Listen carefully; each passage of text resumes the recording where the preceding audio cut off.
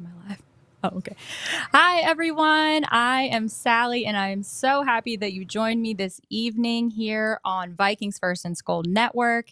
This is the very first live episode of my new show, Skoldiers Spice, and there couldn't be a better time for it because there is so much to get into. Because our Minnesota Vikings are 3-0. They have completely shocked the league. They are the talk of pretty much the world right now. Sam Darnold threw 4 touchdown passes. This was the most convincing victory that they've had in years. And on top of that, it's Packers week. So thankfully, my pal Dustin Baker is here with me to get into all of these topics. Let's get into it.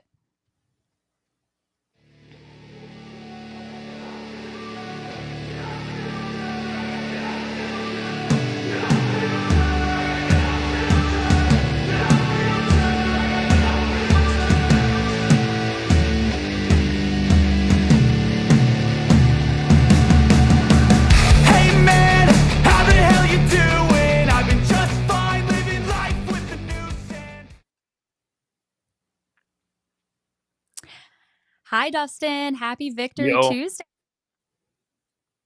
how are you? I am great. How are you? Oh, I am elated. I'm still in a bit of shock that the Vikings are this Elated. good, and Well, just yeah, trying. Hmm. it's shocking. I know. Well, for anybody who is not familiar with Dustin, he has written for Vikings territory for years. You have your own YouTube channel, Vikes Now, where you post daily shows, and you're just an all-around good human being. So, thank you for joining me. Oh, absolutely. It's a honor to do the first live bit with you. Hopefully, we can get through it smooth sailing. I know. Well, I was thinking, I'm like, I'm gonna have to get this live show out of the way sooner or later, and then I'm like, what am I gonna do? And I'm like, duh, it's going to be Dustin because for those of you who don't know, Dustin and I did a show together for he just informed me 4 years. I thought it was Hmm. 3, but you did a show with Bryant McKinney for about a year before you asked me to come on. Matter of months, and then we found each other. Oh, it wasn't you weren't with Bryant for that long and before that. No, only about 3 or 4 months, and then we asked you on as a Oh. guest, and then I was like, oh, hopefully she'll stay, and you did. Oh, yeah. Well, you had asked me for a while to come on, and I kept getting too scared. Like I know you asked me to come on and do an interview with Jared Allen, and I'm Hmm. like, what? Jared Allen? No, that can't be my first show. Absolutely not. But my first show actually ended up being Nate Burleson, Hmm. and it was funny because I remember when the show ended, you guys said, "We've been doing this show for this long and the Love Boat has never once came up." Hmm. And Sally comes on here in the very first episode, we're talking about the Love Boat. Well, it was a really calculated thing that I tried to avoid because when I first met Bryant, I was just starting like writing about the Vikings, and I was still starstruck by meeting Bryant on a Zoom call. And so to keep the relationship going well, I was like, you know what, I'm just never going to bring that up. Maybe it's a touchy subject. And for like 4 months, unbelievably, never talked about it. And then your ass came on the show, and within about a half hour, you were like, so Love Boat. And I was like, oh God, here we go.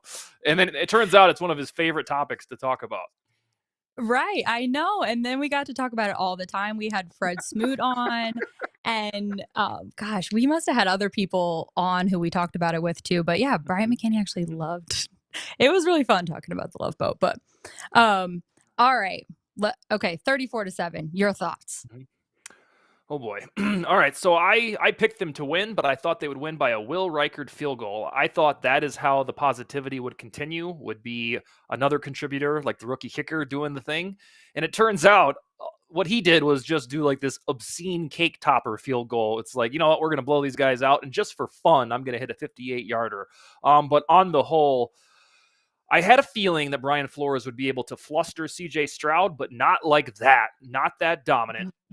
And now I'm getting a trust level with the offense too. I think I told you this, Sally, late last week that I think we're getting to the point with Kevin O'Connell where he just needs a Brad Johnson to be his quarterback. He doesn't need, like, he's progressing, maturing so well as a coach.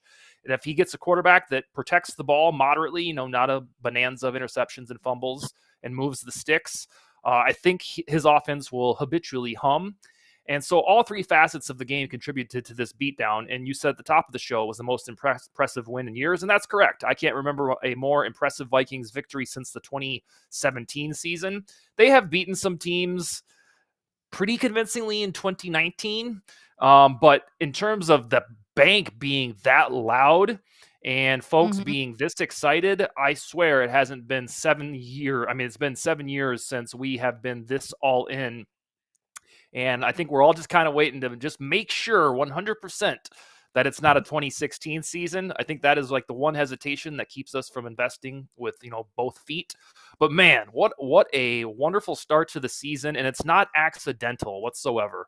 We would be excited if they were hitting game-winning field goals or Josh Allen fumbled the ball on his own goal line and we hopped on it. We'd be really excited about 3-0. But these are ass beatings, and that's what I love about it.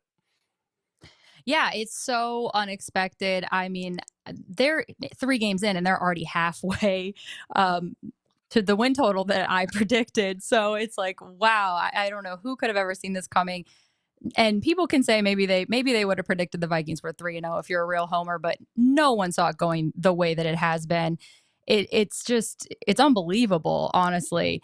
And you're right about the bank. It was so loud, and you know how it is. Sometimes it gets to be where it annoys me when people are really quiet on second down also, because it's like, let's not even have to get like much further than this. But people were loud the entire game, even when they were up significantly. Mhm. It just seemed like everybody was invested in it. It was amazing. But what did you think when Sam went down? What were your thoughts? All right, so this is a decent story. So give me a second to tell it. When in August, when JJ McCarthy was getting off the ground at training camp and he looked really, really good, my friend Yannick Eckhart, who is the editor of PurplePTSD.com, in our work Slack channel, we were saying this shit isn't right. This is way too good to be true. What's going on here? McCarthy was balling. Darnold also looked good. The defense, the reports on the defense were wonderful. And we said to each other through a period of about 3 days, like, this is just way too good to be true. We got the guy that's going to be like the best quarterback from this draft class. Lo and behold, about 6 days after we had that final conversation, McCarthy tore his meniscus, and we were like, there it is. Yep, that Yeah. is what we were waiting for, because this felt like way too much prosperity. Well, we were talking about how dominant the Vikings were until that brief Sam Darnold injury, and I sent him, there it is. Like, things were going way Mhm. too well. You were deconstructing the Houston Texans the week after, somewhat handily taking down the 49ers. And I was right there with the viewers thinking, oh, yep. Yep, it only lasted a half hour, folks, this prosperity. But I Yeah. was super relieved on Monday morning when they did the MRI, and we just turned out to be the team that got a bruise. And it was kind of a nothing burger. I'm glad it was revealed after the fact that Danielle Hunter wasn't evil. He got kind of rolled into Sam Darnold. That's not the player that Hunter is. So no, I didn't take it easy and just think, oh no, Sam's going to be fine. The thing that gave me pause overnight into Monday was there's no way they would have let him back in the game if there was iffiness about the knee. So I was pretty confident that he was going to be just fine, and lo and behold, he is. Yeah, it was a scary moment because I remember looking and he was kind of limping a little bit, but he looked like he was shaking it off. And I must have glanced away for a second and I look back and he's on the ground and he's surrounded by trainers. I'm like, wait, what happened? I didn't see how he went down or why. So then it was really terrifying. They take him off to the tent, and you're like, I mean, yeah, all I can describe it as is terrifying. And same thing. It's like the season just flashed before our eyes. How is this happening to us again? Sam Bradford type scenes. And yeah, so then thankfully he was only out that play, and then the bank was even more on fire cheering Mm-hmm. for him. And I think that it's just so amazing how much everyone has embraced him, and obviously he's been playing well and he deserves it, but no one was excited about him coming to town. Nope. And so now the loudest I've heard the bank and as long as I can remember is a standing ovation for him coming back in the game. It feels magical. Yeah, it took me, and this will make me sound like kind of a prick. It took me until McCarthy's injury for me to be like, All right, I'm a Darnold guy now. Like the whole spring and summer, I was like patch over quarterback, bridge quarterback. That's all he is to me. I wanted McCarthy to Mhm. start out of the gate. I'd prefer that now, believe it or not, because I want to have the window open for 5 years. So yeah, I was not. I was one of those folks that was like, yeah, all right, we got Darnold, but I'll be damned if he doesn't look like a a third overall pick from 2018. Yeah, it's really wild, and it's also all of the talking points that we had leading up all week to this game, none of them ended up being relevant at all. Specifically, the one I'm mentioning is the Stefon Diggs one. It was a non-factor, Hmm. and yeah, it was all of the talking points ended up not mattering, but I did think that it was so cool. I was in the tailgate lot afterwards, and somebody it had came up on my Instagram the jersey swap between him and Jefferson, and that just it honestly gave me chills. It was so cool to see that. Yeah, it was kind of the opposite of a revenge game. Diggs, we didn't boo the shit out of him. He wasn't mad at Minnesota. In fact, he said it brought back a lot of nostalgia. You talked about the jersey swap. They didn't even make the game close. So all of the cool reunion revenge storylines we saw on the both depth charts really Mhm. turned out to be just for something like we talked about. Yeah. Everything is fine when you win 34-7. So Yeah, that makes things a lot easier. So, okay, I cannot think of anything, so that's why I had to ask you, what can we take away from that game saying that the Vikings need to improve on? anything Because would be. it's ridiculous, but Yeah. Yeah. Well, usually we have a laundry list. Even when the Vikings were 13-4 2 years ago, we had a fat ass list of stuff they needed to get better at. And I'm not kidding either. Mhm, So I guess maybe interior pass protection can still get a little better. There's one stat that the Vikings haven't fixed under Kevin O'Connell, and that's time of possession. They still rank fourth worst in the NFL in time of possession, mainly because they're throwing 97-yard touchdowns that take, 10 seconds off the clock.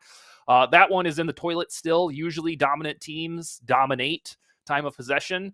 But anything I just said or will continue to say throughout the show as criticisms is certified nitpicking. I can't, like, at this time as a writer about this team, I can usually write articles about 3 players who need bounce back games, the 4 worst players on the Vikings, and I can't even bring myself to do that because there aren't bad players right now. The thing that is most mind-boggling about the Vikings right now, and if you don't take away anything else I say from the show, it is these players are out, like Jordan Addison, TJ Hawkinson, mhm, Dallas Turner, and it doesn't matter. Like at 2:30 right. p.m. Central Time on Sunday, nobody cared that Jordan Addison was hurt. Like all of those things were. I can't even think of a sports example where you just yank 3 guys like that out. And we're like, yeah, it's fine, we'll be okay, and they played just fine. So it's a testament to Kwesi Adofo-Mensah over the last Yeah. 3 off seasons has made this team deep. Even with the bullshit with Lewis Cine and Andrew Booth, this team is deep all of a sudden, or at least the way these coaches can use the chess pieces. This is the deepest Vikings team I can even remember. And it helps when you're 3-0 to kind of mask any deficiencies you might have. But what a deep team all of a sudden. Yeah, I mean, I'm running out of ways to even say that I'm shocked by it because it's just nobody saw it coming, and this defense is so dominant at every phase. Like Stroud, he, I almost have felt bad for the guy. He had no clue what was going on. You could tell, and he was just Mm-hmm. lost. And I think somebody did a meme after the game, which I'm sure you saw, of Caleb Williams and him the week before with Yeah, I the saw that.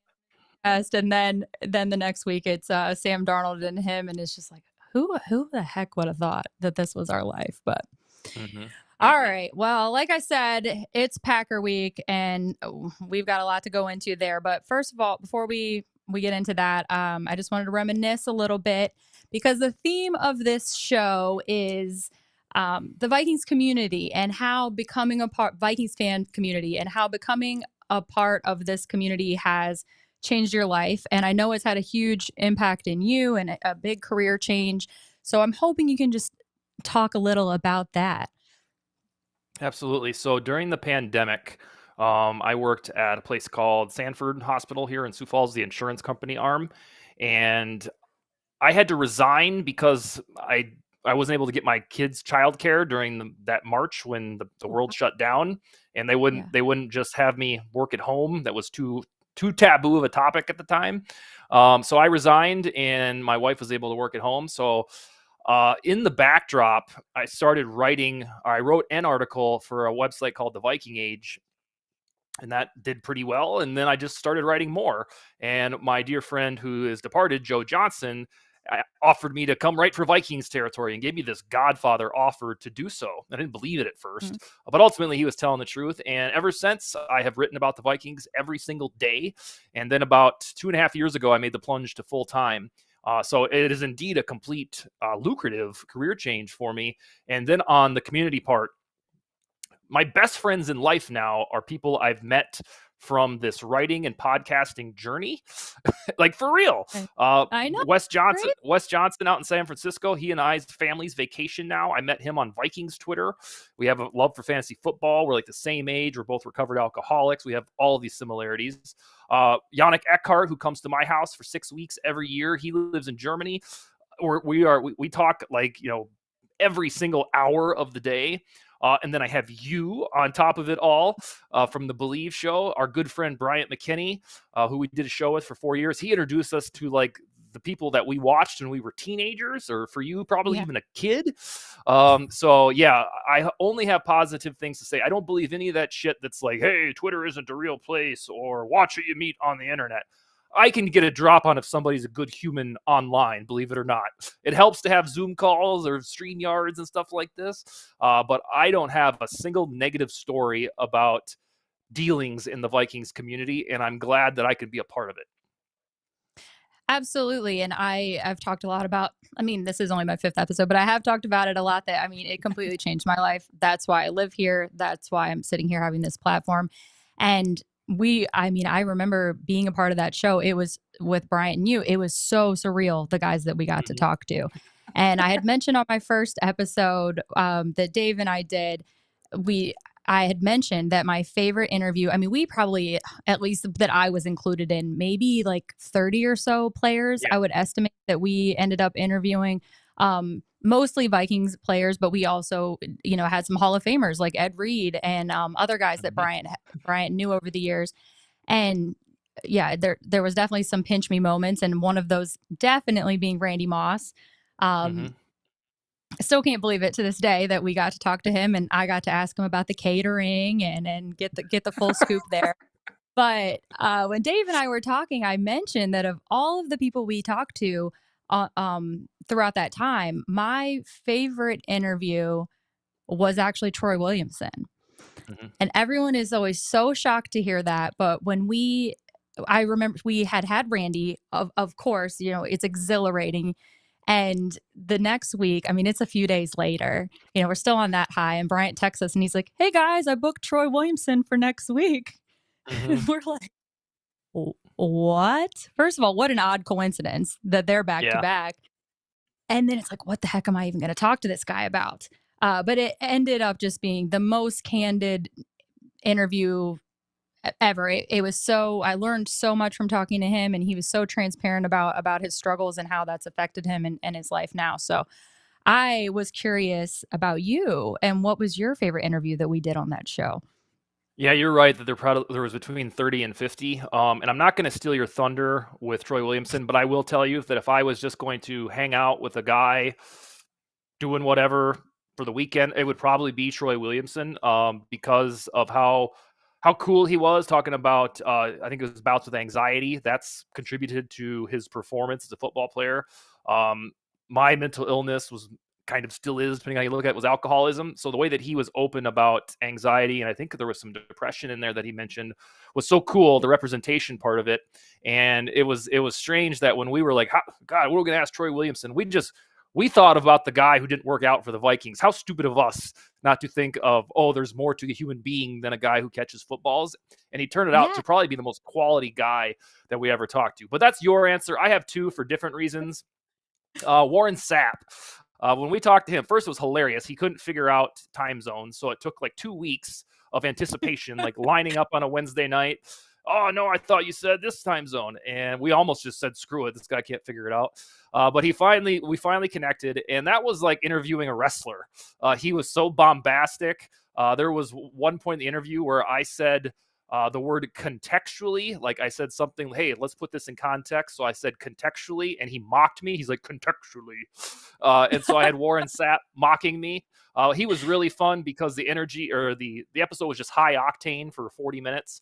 And the other one that Mm-hmm. came to mind when I was kind of thinking about this when you were talking about Williamson was how down to earth Kevin Williams was. There was a Yeah. couple times during that interview, he's like, well, my family, we're country. Like just flat out saying that we're simple folks. And this guy is a borderline Hall of Famer, certainly Vikings Ring of Honor. And he was just so cool. Like it didn't even feel like a football play. It didn't feel like a famous person. It just felt like somebody you talked to at the grocery store. So I loved his easygoing nature. And then honorable mentions can just go through the roof. Randy Moss, out of the players we interviewed, was my favorite football player. Chris Carter, probably still one notch above for me. Adrian Peterson, I had him on before I met you. That was awesome. Down the line, the only biggie that we didn't talk to from the McKinney era was Brett Favre, and I still would have liked to talk to him just to make it like a complete, like let's do the entire team that McKinney played with. But Troy Williamson really stood off the page because of his ability to empathize with what he was talking about. And then Warren Sapp was hilarious, and Kevin Williams was Yeah. just kind of like really relatable. Yeah, you bring up a point though about how we shame on us for not thinking about him as the person because Yeah. I think that you and I are both very empathetic people in general, Mm-hmm. and especially you. I mean, being a woman in this space and stuff, there will be a lot of people that will message me privately and say like, "Hey, I'm sorry you have to deal with this," or but it's so rare that I find somebody who will actually stand up for me publicly or take a stand against something. And you have done that for me. I mean, more than once, but one significant time that sticks out. So, I don't know why I got into that, but that's No, just to speak to how great you are. And it is so rare to be able to find that. And it's sad, but, um, yeah, we had a great time on that show while while it oh, lasted. for a week at well, first of all, with those circumstances you're talking about with me, you don't even have to give me an attaboy for those. Those just are natural things that I do. But on Troy Williamson, I felt like shit for a week after, thinking, how did I think Hmm. the guy was a bust at football, and therefore it was kind of a drag to have to talk to him? How did I really go into the interview thinking that? I guess maybe I thought he would be like a cocky wide receiver that didn't acknowledge that he sucked for most of his career. And then it was really a learning moment for me. Like, how dare I think like this guy is defined by being a subpar wide receiver? Really dumb, but on the whole, man, that guy was terrific.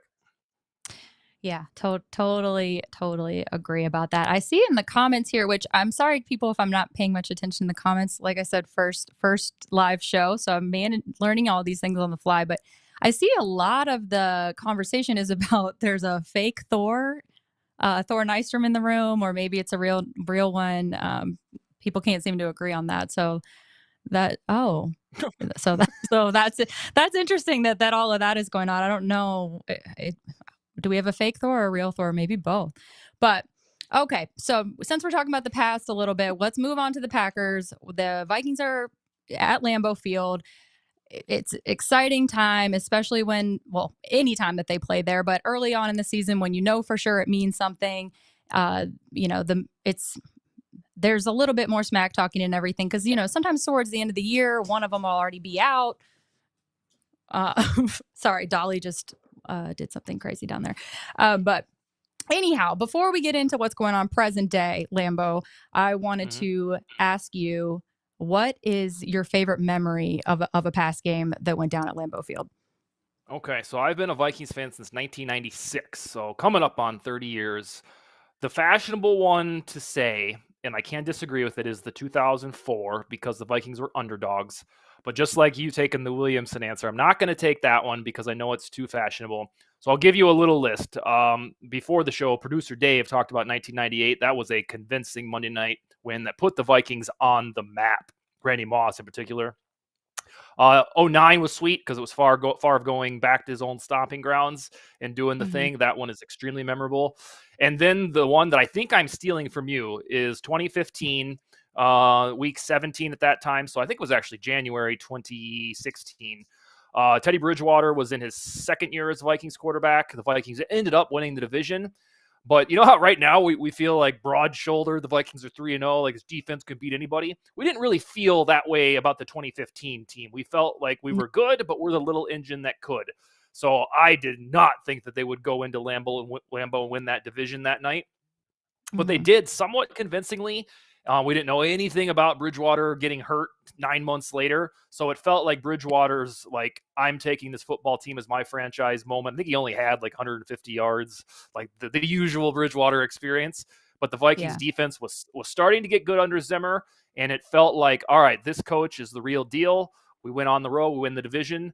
Should have won the damn game the following week against the Seahawks. But that one was probably the sweetest for me next to Favre going back home because it was unpredictable.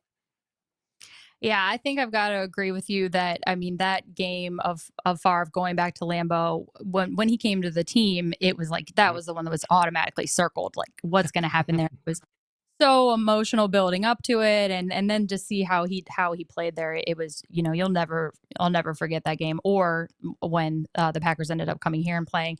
But yes, Mm-hmm. you did kind of steal mine. But I'm actually doing a show Thursday. I'm going to do my first story time show where I'm going to share a few experiences that I've had at Lambeau Field, because Okay. every time I go there, um, not, I mean, obviously the games are all different and everything, but the fan experiences, I've had some wild things happen. So I'm going to share a couple of those stories on my episode Thursday here on Vikings First and Skull. So look out for that, you guys. But I did have the opportunity to go to that game that you're talking about. I'm sorry, Mm-hmm. Dolly is just not having it today, you guys. Um, she is just not having it.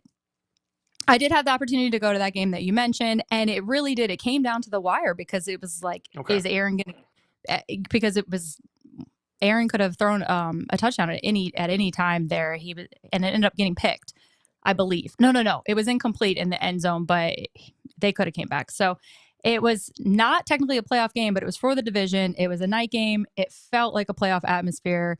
It was crazy, and it really felt like we turned the page there. And this is Mm-hmm. our division now.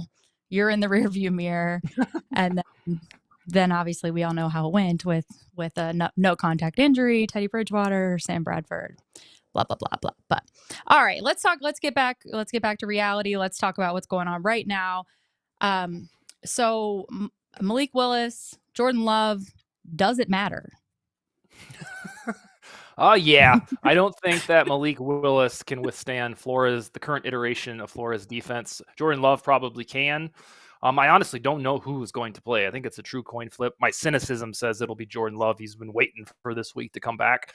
But yeah, I think there is delineation between Love and Malik Willis. But, you know, a hip hop hooray for anybody that loved Malik Willis coming out of the draft. You mentioned Thor Nystrom in those comments. He was a big Malik Willis guy. He probably felt vindicated this week.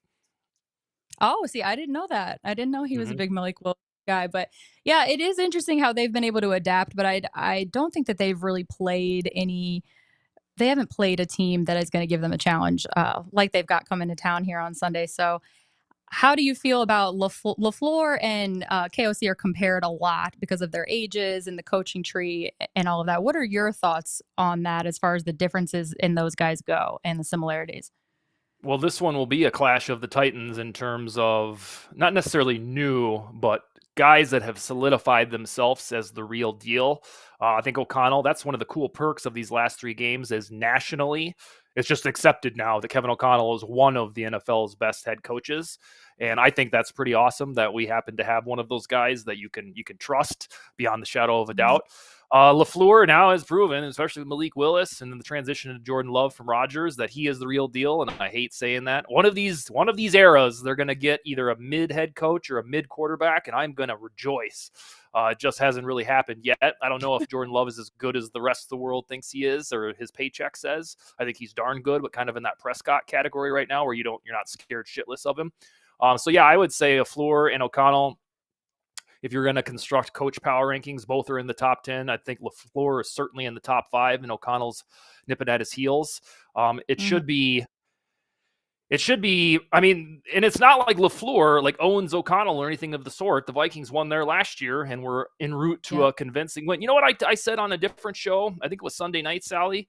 Was you remember when Jordan Addison scored last year? The Vikings went up 24-3 before Kirk Mm-hmm. got hurt.